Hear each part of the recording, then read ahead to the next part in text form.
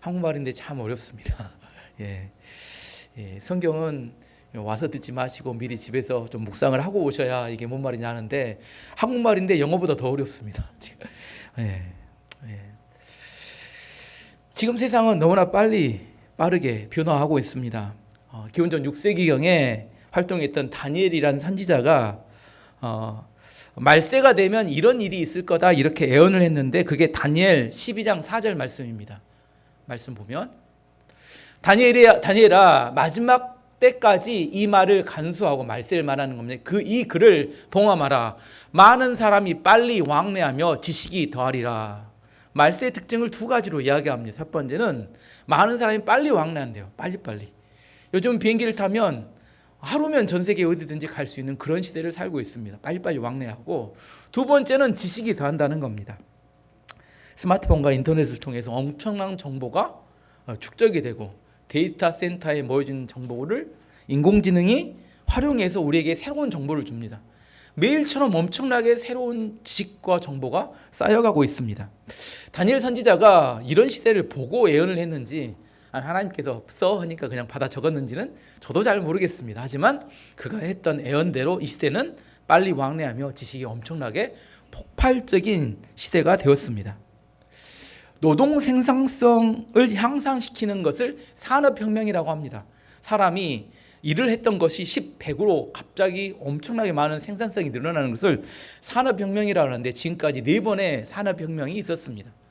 1차 산업혁명은 증기기관, 18세기 증기기관을 만들어서 그걸 기계화혁명이라고 하는데 사람이 집에서 손으로 만든 간의 수공업을 하다가 공장으로 만들어서 이제 기계가 찍어낼 때 생산성이 엄청 향상됐습니다. 2차 산업혁명은 전기에 상용합니다. 전기혁명인데 전기가 일반적으로 사용되면서 조립 벨트가 생기고 그래서 대량 생산이 가능해진 것이 2차 산업혁명. 2차 산업혁명의 핵심은 전기의 상용이었어요. 3차 산업혁명은 20세기 중반에 컴퓨터와 인터넷이 발전하면서 정보화 혁명이라고 합니다. 책으로만 지식 정보가 전달됐는데 인터넷에가 뭐가 쌓여요? 엄청난 정보와 지식이 축적이 되고 쌓이면서 그러면서 생산 공정의 자동화, 이게 이제 벨트가 돌아가면서 엄청나게 많은 물량을 생산할 수 있는 이게 3차 산업혁명이라고 합니다. 지금 이 시대를 4차 산업혁명이라고 하는데 뭐라고 하냐면 지능화 혁명이라고 합니다. 빅데이터가 이렇게 엄청나게 축적된 데이터 센터에서 인공지능과 로봇이 이제 사람의 생각을 대신합니다. 그전에는 공장에서 누가요? 사람이 돌아가는 상황을 판단하고 결정을 했는데 앞으로는 어떻게 누가 판단해요? 인공지능이 상황을 판단합니다. 그리고 분석을 해요. 그리고 사람에게는 꼭 필요한 정보만을 이렇게 알려줍니다. 누가 먼저 판단하고? 인공지능이 먼저 판단하고 알려줘요. 그걸 지능화 혁명이라고 하는데 그래서 스마트 팩토리라고 합니다. 로봇이 일을 하고 판단하고 중요한 정보만 사람에게 전달해 줍니다. 로봇택시도 마찬가지죠. 사람 목적지만 지나면 로봇이 우리를 원하는 곳, 위험한 상황이 오면 누가 판단해요? 사람이 운전하는 게 아니라 로봇이 판단해서 운전을 알아서 하고 우리는 목적지까지 가기만 하는 이런 4차 산업혁명이 엄청난 생산성의 향상을 통하여 세상이 바뀌어가고 있습니다. 이렇게 세상이 바뀌어가면 우리 삶에는 어떤 영향을 미칠까요? 어떤 영향이 올까요? 그 전에 알고 있던 직업들이 하나 둘씩 없어집니다. 제가 중고등학교 다닐 때 버스를 타면 누가 있었냐면 버스 안내양이 있었어요. 여러분 기억하시죠? 오래된 사람들입니다. 버스 안내양이 있어서 뭐예요? 문을 열어주고 문을 닫아주고 요금을 징수합니다. 그때. 그래서 안 내려고 이렇게 앞뒤 왔다 갔다 하던 애들도 있었어요. 중고등학교 때. 다 기억하시잖아요. 그때. 근데 1990년대에 갑자기 전국의 그 수많던 버스 양념들이 한 번에 없어져 버렸어요. 왜냐하면 자동문이 생겼어요. 운전사가 누르면 문이 열렸다 닫혔다 하고 자동 요금 징수기가 생겼습니다. 그리고 그리고 나서는 버스 안내양이 전국에 그 많던 버스에서 싹 사라져 버렸습니다. 제가 대학 다닐 때 친구들이 알바를 어디서 했냐면 주유소에서 알바를 했어요. 차가 오면 주유소 뚜껑을 열고 이렇게 주유구를 열고 이렇게 열어서 주유하고 카드 받아서 카드 결제하고. 근데 지금은 주유소 알바가 없어져 버렸어요. 다 셀프 주유소에서 자기들이 나와서 엽니다. 왜요? 가격이 좀 더 싸니까 그렇게 합니다. 패스트푸드점의 알바가 키오스크가 이렇게 대체를 해버리죠. 어제 우리가 킹 오브 킹스 영화를 보러 갔습니다. 리더들 모임에서 갔더니 표 파는 아가씨가 한 명도 없어요. 전부 키오스크만 4대인가 이렇게 서 있습니다. 키오스크가 사람의 그 계산하는 것을 지금 다 대신합니다. 영화 좋습니다. 꼭 가서 보시기 바라고요. 우리나라도 지금 흥행이 일어나서 상영관이 점점 늘어나고 있다고 합니다. 전화 상담원이 요즘은 다 뭘로 바뀌어요? AI 상담원으로 다 바뀌고 있습니다. 은행 창구의 직원이 인터넷 뱅킹으로 대체가 되고 있습니다. 앞으로 편의점 요즘 알바가 있었는데 편의점 알바 계산원이 셀프 계산기로 바뀌면서 무인 점포로 바뀔 가능성이 높다고 합니다. 왜 그럴까요? 인건비가 계속해서 오르고 있기 때문입니다. 중요한 것은 이런 변화는 누구나 예상할 수 있는 변화인데 문제는 뭐냐면 속도가 너무 빠르다는 거예요. 속도가 서서히 변화하면 사람들이 대체를 하고 거기에 맞는 직업을 바꾸면 되는데 이미 내가 깨달았을 때는 이미 대체되고 있는 상황이 돼버리기 때문에 미리 준비하지 않으면 늦어버리는 경우들이 많습니다. 20세기 최고의 회사 중에 하나가 코닥입니다. 코닥, 독일의 코닥. 카메라 찍을 때 예전에 필름 넣었잖아요. 필름 쫙 돌려가지고 이렇게 필름 끼우고 사진 찍은 코닥. 엄청난 흑자를 냈었는데 2011년에 갑자기 그 회사가 문을 닫았습니다. 이거 이유는 디지털 카메라가 갑자기 개발이 돼버렸어요. 사람들이 디지털 카메라로 사진을 찍으면서 더 이상 필름을 끼우지 않습니다. 그게 몇 년 안 됐어요. 2011년에 망했습니다. 그러면서 어떤 회사가 성장했는데 디지털 카메라를 만들었던 소니, 일본의 소니가 엄청나게 성장을 했어요. 근데 소니도 갑자기 힘들어져 버렸어요. 왜냐하면 스마트폰이 보편화되면서 성장하면서 디지털 카메라가 전부 스마트폰 안으로 들어가 버렸어요. 더 이상 디지털 카메라를 사용하지 않습니다. 2013년에 삼성전자가 33% 전 세계 스마트폰을 팔면서 최고의 호황을 누렸습니다. 지금 뭐 하는 거예요? 10년이 아니라 5년 안으로 급속하게 뭔가 바뀌면서 세상이 바뀌어가고 있다는 겁니다. 이런 급격한 세상의 변화 속에서 옛날 것만 붙들고 있으면 안타깝게도 도태될 수밖에 없습니다. 계속 이야기합니다. 불안과 호황은 따로 있는 게 아니라 세상의 변화에 적응하는 사람은 호황이고 적응을 못하는 사람은 불황이 됩니다. 이번 주에 미국에서 가장 큰 뉴스는 뭐냐면 가상화폐에 관련한 법들이 미국 의회를 통과한 것이었습니다. 맨날 알도 못했던 갑자기 스테이블 코인이라는 이야기를 엄청 매일 뉴스마다 듣게 됩니다. 스테이블 코인은 앞으로 전 세계 화폐 혁명을 가져올 거라고 합니다.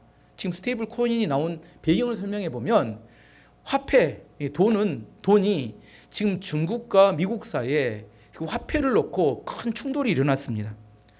중국이 추구하고 있는 것은 디지털 유안화인데 이걸 CBDC라고 합니다. 디지털 유안화는 은행을 중심으로 모든 거래를 확인하면서 근데 돈은 없어요. 실제 그 돈은 없는데 인터넷상에 이렇게 거래하는 것만 나옵니다. 한데 그걸 누가 관장하냐면 은행과 정부가 다 일일이 다 체크합니다. 중국에 만드는 디지털 유안화는 뭐하냐면 우리가 10원을 쓰잖아요. 정부가 다 알고 있어. 우리가 뭘 거래해도 다 알고 있습니다. 근데 스테이블 코인은 미국에서 만든 건데 미국 사람들은 자유를 좋아합니다. 블록체인이라는 기술로 은행을 거치지 않고 개인과 개인이 그냥 거래를 합니다. 근데 정부가 그걸 몰라요. 알 수 없는 그냥 암호화폐 체계로 거래를 합니다. 중국은 중앙 집권 통제가 중요하기 때문에 CBDC라는 디지털 유안화를 추구하고 그래서 전 세계를 디지털 유안화 세상을 만들기 원하고 미국은 스테이블 코인을 통해서 중앙이 통제하지 않는 자유를 중심으로 화폐가 운영되게 만드는 양쪽의 두 가지 화폐가 전쟁이 벌어졌습니다. 과연 그러면 이런 전쟁 중에 우리나라 원화는 어떻게 될까요? 원화는 점점 가치가 떨어지고 있습니다. 몇 년 전에 원화가 1달러에 얼마였어요? 1200원대였는데 그 다음에 1300원, 이제 1400원. 왜 1400원대로 점점 올라가요? 원화의 가치가 점점 떨어지고 있다는 이야기입니다. 우리나라 1년 이렇게 어떤 성장률이 1% 미만입니다. 나이는 많이든 고령화가 돼가고 정부는 돈을 엄청 많이 풀어대고 원화의 가치가 떨어져요. 그럼 어떻게 해야 돼요? 원화로 가지고 있는 것보다 스테이블 코인으로 갖고 있으면 달러 기반의 화폐이기 때문에 훨씬 더 우리의 돈이 우리는 원화를 갖고 있으면 알게 모르는 사이에 점점점 가난해집니다. 예를 들어서 우리나라 동대문 시장에 중국의 보따리상들이 물건을 사러 옵니다. 근데 물건을 사러 와서 뭘로 돈을 지불하냐면 달러가 아니라 스테이블 코인으로 지불을 한대요. 1분기 1월부터 3월까지 스테이블 코인 내 거래량이 우리나라가 57조가 됩니다. 실제로 엄청나게 많은 양의 스테이블 코인이 우리는 모르지만 여러분은 동대문에 안 가시니까. 하지만 동대문이나 외국 보따리상들과 거래할 때 그런 화폐로 거래를 해요. 이유를 설명해 보면 이해가 됩니다. 그 이유는 뭐냐면 첫 번째 스테이블 코인은 은행을 거치지 않기 때문에 익명성이 보장이 돼요. 개인과 개인 핸드폰으로 거래가 되기 때문에 알죠. 익명성이 어떤 의미인지. 두 번째는 송금이 매우 빠릅니다. 외국에 결제 송금 보내보면 하루 정도 걸립니다. 근데 몇 초 사이에 그냥 거래가 됩니다.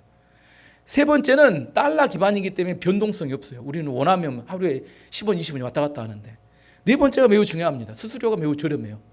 은행 수수료, 환전 수수료, 카드 결제 수수료가 전혀 없습니다. 그냥 그 거래하는 어떤 회사에서 약간의 수수료만 받고 거래하기 때문에 동대문 상인들이 스테이블 코인으로 지불해도 그것을 그냥 좋게 받아들인다고 합니다. 이런 변화가 좋은 걸까요? 나쁜 걸까요? 좋고 나쁘고는 없습니다. 중요한 것은 세계는 지금 이렇게 변화하고 있다는 것을 알아야 한다는 겁니다. 그리고 이런 변화에 적응을 해야 되고 적응하고 변화해내면 살아남을 수 있고 열매를 맺을 수 있습니다. 이제 본문으로 들어가 보면 오늘 본문은 사도 바울이 본인의 사역에 대한 이야기를 하는 겁니다. 그러면서 뭐와 비교하냐면 구약시대의 사역자였던 모세의 사역과 비교하면서 이야기를 합니다.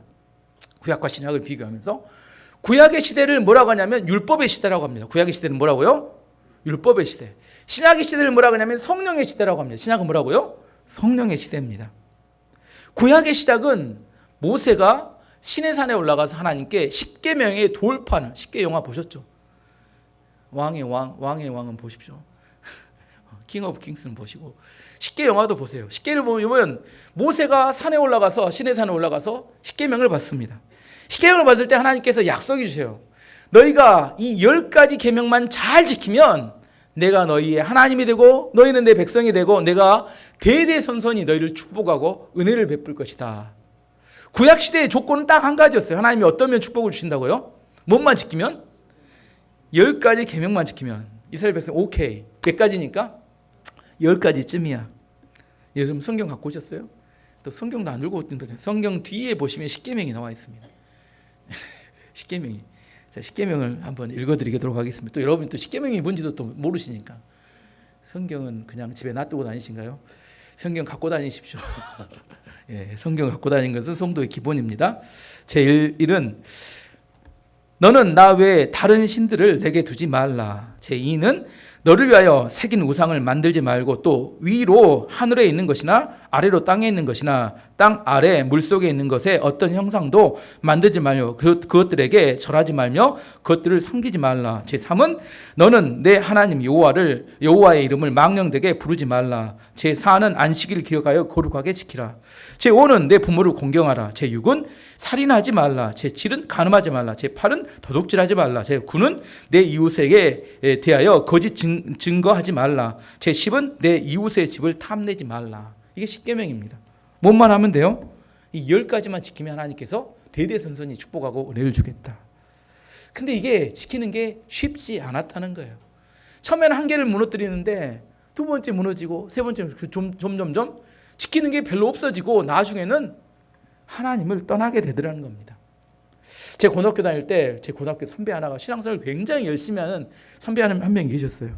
그분이 하는 말이 자기는 너무 하나님 뜻대로 살고 싶었다는 거예요. 하나님 뜻대로 살고 싶어서 표를 하나 만들었다는 겁니다. 표를 하나 만드는 한 달치인데 가로에는 숫자 1, 2, 3, 4, 5, 6, 7, 8, 9, 10, 30일까지 날짜를 적고 세로로는 무엇을 지킬 것인가? 말씀 읽기, 기도하기, 전도하기, 부모님 말씀 잘 듣기, 공부하기 쭉 처음에는 한 몇 개를 적었는데 나중에 적다 보니 한 20개가 넘었답니다.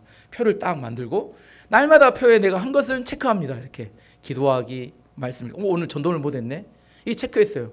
이렇게 체크하니까 날마다 잘할 수 있을 거라고 생각했는데 처음에는 재밌었는데 나중에 시간이 지난 게 참 점점 어떻게 돼요? 표시한 게 점점점 없어지더라는 겁니다. 그러면 생각했대요. 신앙생활을 포기해야 되나? 열심히 하려고 표를 만들었는데 나중에 결론은 뭐가 되어버렸어요? 신앙생활을 포기해야 되나? 그래서 그분이 저에게 하는 이야기가 그겁니다. 율법을 지키는 것으로는 사람이 의로워질 수 없어. 성경 이야기를 하는 거예요. 그분이 잘 깨달아요. 율법을 지키는 건 사람이 의로워질 수 없다는 겁니다. 구약 시대는 무슨 시대였어요? 율법의 시대였습니다. 반면에 신약의 시작은 예수님께서 우리 죄를 위해서 십자가에 죽으셨다가 3일 만에 부활하신 것이 신약의 시작입니다. 신약 시대는 율법을 지키는 것으로 구원받는 게 아니라 율법을 모두 지키신 예수님을 믿음으로 구원을 받는 겁니다. 구약에서 신약으로 바뀌었다는 것은 율법을 지키는 것에서 예수를 믿는 것으로 바뀌었다는 의미입니다. 구약 모두는 율법을 지키는 것, 신약 모두는 예수를 믿는 것. 우리는 구약 시대를 살아요? 신약 시대를 살아요? 신약 시대를 살아요. 근데 여전히 신약 시대를 살면서도 구약 모드로 살아요. 율법을 지키는 것으로 구원을 받으려고 몸부림친다는 겁니다. 하나님께서는 뭘로 바꿔야 된다고요? 신약의 모드로 바꿔야 된다는 겁니다. 4차 산업혁명 시대를 사는데 여러분 몇 차에 살고 있나요? 혹시 집에서 뚝딱뚝딱 만들어 물건 팔면 1차 간의 수공업, 공장에 만들면 2차 증기기관, 3차 이제 약간의 자동화, 4차 이제 지능화. 이 시대는 4차 산업혁명을 통한 그런 사업을 해야 앞으로 전망이 있다, 이렇게 이야기할 수 있습니다. 성경으로 이야기하자면 구약의 시대는 끝났는데 여전히 구약적인 개념의 율법을 지키는 걸로 신앙생활을 해가는 사람이 많다는 거예요. 근데 구약이 매력이 있으면 왜 그래요? 내가 무엇을 지키면, 내가 무언가를 성취하면 느끼는 그 짜릿함과 보람, 이것 때문입니다. 사람들은 내가 뭘 지켜서 내가 뭘 했다는 겁니다. 근데 반면에 신약은 뭘 원해요? 예수님 믿는 걸 원합니다. 내가 할 일이 아무것도 없어요. 예수님 믿고 따르는 게 중요합니다. 내가 뭘 하고 싶은데 네가 뭘 하지 말고 너는 죽고 네 안에 예수가 살아야 된다. 근데 이게 별로 기분이 좋은 이야기가 아니라는 거예요. 네가 아니다니까. 네가 하지 말고 예수님이 해야 된다니까. 사도 바울은 본인이 구약에서 신약으로 모두가 바뀌었다고 하는 것을 이렇게 설명합니다. 6절 말씀 보시면 그가 또한 우리를 새 언약의 일꾼이 되게 만족하게 하셨으니, 자기가 일꾼이 됐다는 게 새 일꾼이 됐는데 율법이 조문으로 하지 아니하고 오직 영 성령으로 함이니 율법의 조문은 죽이는 것이요 영은 살리는 것이니라. 자기는 성령을 따라 하나님의 일꾼이 되었다는 거예요. 율법은 죽이는 것이래요. 구약시대 율법은 중요했습니다. 구약시대에는 율법 모드, 신약시대는 성령 모드, 이걸 잊으면 안 돼요. 시대가 바뀌었는데 여전히 율법을 붙들고 있으면 율법은 죽이는 것이 된다고 이야기합니다. 죽이는 거 설명했죠. 아까 선배가 뭐 했어요? 표 만들었다 어떻게 했어요? 이제 포기해야 되겠다. 신학을 포기해야 돼. 이런 결론이 맺어진다니까. 정확히 이해를 해야 합니다. 율법은 죽이는 것이다, 이렇게 설명하고 있다는 겁니다. 신약시대란 우리가 예수님의 십자가의 죽음과 부활을 믿어야 하는데 우리 힘으로 잘 안 돼요. 그때 핵심이 성령이 우리를 도우셔야 된다는 겁니다. 신약시대를 살면서 성령을 모르면 신앙생활을 제대로 할 수가 없습니다. 우리가 예수님을 믿고 예수님을 따라 살기를 원한다면 반드시 우리 힘을 내려놓고 성령을 의지해야 합니다. 말씀으로 확인해 보면 갈라디아서 5장 16절 말씀 보시면 내가 이르노니 너희는 성령을 따라 행하라. 그리하면 육체의 욕심을 이루지 아니하리라. 육체의 욕심을 이기는 방법은 성령을 따라 행하는 겁니다. 에베소 5장 18절 말씀 보시면 술 취하지 말라는 방탕한 것이니 오직 성령으로 충만함을 받으라. 술 취하지 말래요. 그럼 방탕한 것이래요. 성령으로 충만함을 받으라고 말합니다. 로마서 8장 26절 말씀 보시면 이와 같이 성령도 우리의 연약함을 도우시나니 우리는 마땅히 기도할 바를 알지 못하나 오직 성령이 말할 수 없는 탄식으로 우리를 위하여 친히 간구하시느니라. 성령이 우리를 위해서 뭐 하신다고요? 기도하신대요. 우리를 위해 중보 기도하시는 분은 성령님입니다. 성령의 중보 기도가 있어야 이 땅 가운데 우리가 신앙생활을 제대로 할 수 있습니다. 요한복음 14장 26절 말씀 보시면 보혜사 곧 아버지께서 내 이름으로 보내실 성령 그가 너희에게 모든 것을 가르치고 내가 너희에게 말한 모든 것을 생각나게 하리라. 우리가 말씀을 깨달을 때 성령이 필요합니다. 말씀을 기억하는 것도 성령이 필요합니다. 내가 어디에 이 말씀을 적용할지도 성령의 도우심이 있어야 적용이 가능합니다. 성령의 도우심 없이 신앙생활을 한다는 것은 그냥 망하자는 이야기와 똑같은 이야기입니다.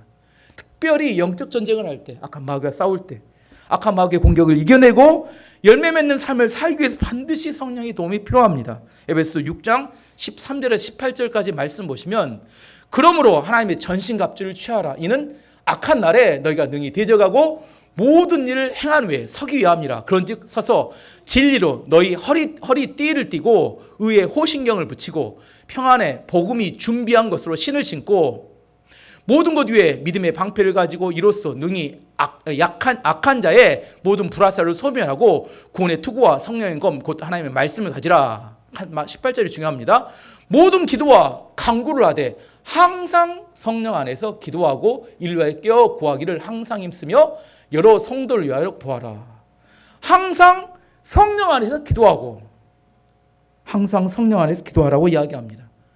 영적 전쟁을 할 때 악한 마귀가 우리를 무너뜨리기 위해서, 악한 마귀가 언제 주로 공격할까요? 우리가 오늘 예배드리고 있는 지금 이때 공격할까요? 아니면 우리가 가장 약하고 힘들 때 공격할까요? 마귀도 압니다. 외롭고 지치고 힘들었을 때 쉽게 건드리면 무너지고 넘어옵니다. 그때 악한 마귀에 건드려요. 항상 성령 안에 기도하고 악한 마귀에 우리를 유혹하고 넘어뜨릴 때 그때 넘어지지 않기 위해서 우리는 항상 무시로 성령 안에 기도해야 합니다. 깨어있지 않으면 나도 모르는 사이에 악한 마귀가 우리를 공격해서 무너뜨립니다. 지금은 예배 드릴 때는 내가 성령 안에 살아야지 결단하지만 오늘 집으로 돌아가시고 날씨가 엄청 덥네. 습도는 왜 이렇게 높은지, 직장에 가면 또 왜 이렇게 짜증나는 일이 많이 생기는지, 그러면 내 성질과 내 마음대로 행동합니다. 그럴 때 성령을 의지해서 기도해야 합니다. 이게 구약과 신약이 다른다는 거예요. 구약은 율법을 내가 지켜야 되지만 신약은 성령을 의지함으로 살아내는 시대를 말합니다. 모세는 바울은 직분을 통해서도 비교해서 이야기합니다. 모세의 직분, 율법의 직분은 영광스러웠지만 성령의 직분, 사도 바울의 직분은 얼마나 영광스럽겠냐 이렇게 말합니다. 7절, 8절 말씀 보시면 돌에 써서 새긴 죽게 하는 율법의 조문의 직분도 영광이 있어 이스라엘 자손들은 모세의 얼굴에 없어질 영광 때문에도 그 얼굴을 주목하지 못하였거든. 하물며 영의 직분, 성령의 직분은 더욱 영광이 있지 아니하겠느냐. 구약은 신약으로 바뀌었다고 말씀드렸습니다. 구약의 방법으로 신약 시대에 열매를 맺을 수가 없습니다. 한때 우리나라에서 이렇게 진공 청소기로 비싼 가격에 팔렸던 다이슨이란 혹시 아세요? 다이슨 100만 원 이상 엄청 비쌌습니다. 근데 지금은 잘 안 사요. 또 다이슨이 한국에서 또 망했습니다. 망한 정도는 아닌데 요즘은 잘 안 삽니다. 우리 집에도 60만 원 넘는 다이슨 헤어 드라이기가 있습니다. 다이슨의 시작은 진공 청소기를 써보면 시간이 지나면 흡입력이 떨어져요. 다이슨이라는 사람이 영국 사람인데 연구를 했어요. 왜 시간이 지나면 흡입력이 떨어질까? 근데 발견했습니다. 왜 흡입력이 떨어지냐면 먼지를 빨아들이는, 먼지를 모으는 먼지 이렇게 주머니 있잖아요. 먼지 봉투. 먼지 봉투가 시간이 지나면 들어오는 바람을 막아버리기 때문에 흡입력이 떨어진다는 것을 깨닫고 뭘 없애야겠다? 먼지 봉투를 없애야겠다. 근데 먼지 봉투만 없으면 어떻게 돼요? 안 되니까 사이클론 모터라는 1초에 12만 번을 도는 모터를 함께 개발합니다. 먼지 봉투 없애고 사이클론이라는 모터 기능을 강화하면서 이게 흡입력이 떨어지지 않는 진공 청소기를 만들어냅니다. 그리고 근데 문제는 가격이에요. 10만 원대 하던 진공 청소기가 100만 원대로 가격이 엄청 올라버렸어요. 그럼에도 불구하고 우리나라 사람들이 엄청나게 샀습니다. 한때. 근데 삼성과 LG가 또 반격을 합니다. 삼성과 LG가 먼지 봉투를 없앴는데 먼지 봉투를 없애고 나면 가장 문제가 언제냐면 다 먼지가 쌓이면 그걸 빼낼 때 있잖아요. 빼낼 때 먼지가 바닥에 다 떨어져 본다는 거예요. 뭐 봉투는 없는데. 그래서 그것을 또 보완합니다. 또 하나는 우리나라만 있는 기능이 있어요. 우리나라는 이렇게 바닥에 살잖아요. 다른 나라는 카페트 사는데 물청소 기능을 첨가합니다. 우리나라만 있는. 세 번째는 우리나라는 삼성은 비스포크, LG는 오브제. 뭐예요? 이상한 색깔이 있는 반딱반딱한 껍닥을 바꾸는 그런 게 있잖아요. 우리나라 사람 그거 엄청 좋아한대요. 그래서 이게 껍닥을 바꾸는 뭐 취향에 맞는. 그래서 비스포크, 오브제. 마지막으로 가장 결정적인 건 서비스 센터. 다이슨이 AS를 한번 맡기면 최소한 한 달에서 몇 달 정도 걸린대요. 근데 우리나라 AS, 삼성이나 LG 가면 바로바로 교체를 해주니까 이 네 가지를 통해서 또다시 다이슨은 몰락하고 삼성과 LG 진공청소기가 또다시 불티나게 팔리게 되었다는 겁니다. 처음으로 돌아가서 세상은 정말 빠른 속도로 변화하고 있습니다. 변화가 반드시 나쁜 것만은 아닙니다. 변화에 적응하지 못하면 도태됩니다. 우리는 빨리 변화에 적응하고 변화에 익숙해질 수 있도록 우리가 훈련해야 합니다. 그래야 열매를 맺을 수 있게 됩니다. 우리는 구약시대를 살고 있는 게 아니에요. 신약시대를 살고 있다니까요. 율법이 아니라 성령의 시대를 살고 있는데 여전히 율법을 붙들고 산다면 아까 말하는 도태됐던 기업들과 똑같이 될 수밖에 없다는 사실을 알아야 합니다. 우리는 예수 그리스도를 믿음으로 구원을 얻지만 성령의 도우심이 핵심입니다. 모세가 십계명의 돌판을 받으러 시내산 올라갔을 때 40일 있었는데 그때 하나님의 영광을 만나고 난 다음에 모세의 얼굴에 영광의 광채가 엄청나게 강하게 비쳤습니다. 엄청 영광의 광채가 비치니까 이스라엘 백성들이 그 얼굴에 영광을 보더니 무서워서 벌벌 떨었어요. 그래서 사도 이렇게 모세에게 뭐예요? 얼굴에 수건 좀 가리고 이야기해달라. 수건을 가리고 하나님의 말씀을 전했습니다. 그런데 이스라엘 백성들이 수건을 가리고 전했으니까 정확히 못 들었는데 아직도 이스라엘 백성들은 수건을 가린 채 하나님의 말씀을 듣는다는 거예요. 정확히 이해도 안 되고 하나님의 영광을 보지도 못하고 이 수건을 벗고 하나님을 대면하여 만나야 되는데 어떻게 하면 만날 수 있을 것인가. 오늘 사도 바울이 뭐라고 이야기하냐면 그것은 예수님을 통해서만이 가능하다. 성령님의 도움을 통해서 우리는 하나님께 바로 나아갈 수 있다 이렇게 말합니다. 16절에서 18절까지 말씀을 읽어보면 그러나 언제든지 주께로 돌아가면 그 수건이 벗겨지리라. 모세의 얼굴에 덮여진 수건이 주는 영이시니 주의 영이 계신 곳에는 자유가 있느니라. 18절 우리가 다 수건을 벗은 얼굴로 거울을 보는 것 같이 주의 영광을 보매 주의 영광을 보기 때문에 그와 같은 형상으로 변화하여 영광에서 영광에 이르니 곧 주의 영으로 말미암음이라. 우리의 모습이 영광스럽게 바뀌는 것은 하나님의 영광을 봐야 되는데 하나님의 영광을 보기 위해서는 얼굴의 수건을 걷어내야 된다는 겁니다. 얼굴의 수건을 걷어내는 것은 예수님을 통해서 성령의 도우심을 통해서 그 얼굴에 있는 수건을 걷어낼 수 있다 그렇게 이야기합니다. 우리가 어떻게 영광스럽게 바뀔 것인가? 하나님을 대면하여 하나님의 영광을 봐야 합니다. 율법을 지키는 것으로는 불가능합니다. 성령의 도우심과 성령을 의지해서 나아갈 때 우리는 예수 그리스도를 통한 구원과 놀라운 하나님의 영광의 모습이 우리 삶에 드러나게 됩니다. 이걸 뭐라고 하냐면 신약시대라고 합니다. 우리는 빨리 구약의 모드로 신약의 모드로 바꿔야 합니다. 구약의 모드가 있습니다. 율법.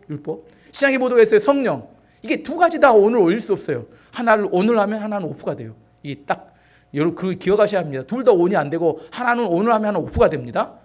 구약의 율법을 오늘 하면 성령은 오프가 돼요. 이거 어쩔 수 없어요. 구약의 율법을 오프로 하면 성령의 온이 됩니다. 이거 둘 중에 하나를 선택하래요. 저는 둘 다 하려 합니다. 욕심쟁이. 안 됩니다. 그렇게는 안 돼요. 성경이 그렇게 안 된다고 이야기했어요. 한쪽만 된다니까요.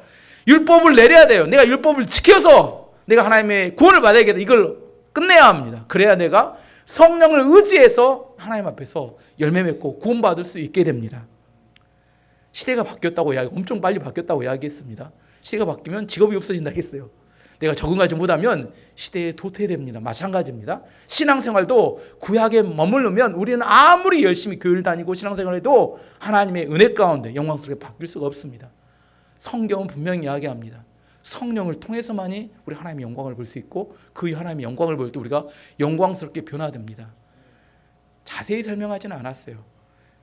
나머지는 성령께 맡깁니다. 이번 한 주 여러분이 살면서 이 말씀 안에 성령 역사에서 여러분 삶의 놀라운 기적 같은 한 주가 되기를 축원합니다.